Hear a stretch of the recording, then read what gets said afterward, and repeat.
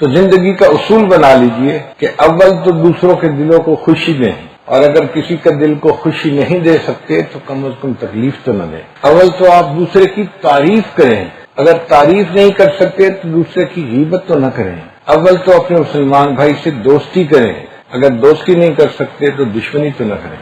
بعض لوگ ہوتے ہیں بہت بے حس قسم کے لوگ ہوتے ہیں، دوسروں کو احساس نہیں ہوتا ان کو۔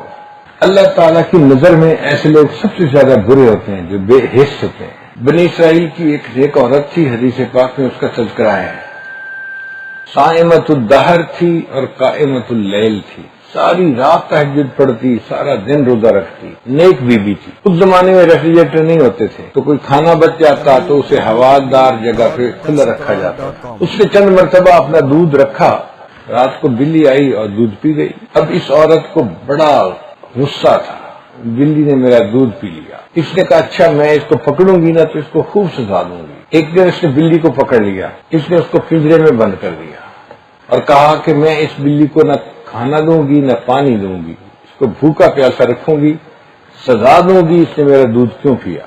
وہ بلی ایک دو دن کے بعد مر گئی۔ حدیث پاک میں ہے جیسے ہی بلی مری اللہ نے اس عورت کے جہنم میں جانے کا فیصلہ کر دیا۔ یہ بے حس عورت دوسرے کی تکلیف کا خیال نہیں کرتی، وہ نمازیں پڑھنے والی تھی، وہ روزے رکھنے والی تھی، وہ نیک بیوی تھی، مگر بے حس تھی، اس کی بے حسی اللہ کو ناپسند آئی۔ اگر ایک جانور کی تکلیف کو محسوس نہ کرنا بھی اتنا بڑا گناہ ہے تو کسی انسان کی تکلیف کو محسوس نہ کرنا کتنا بڑا گناہ ہوگا۔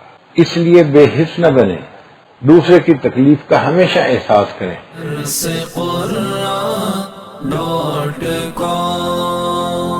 www.darsequran.com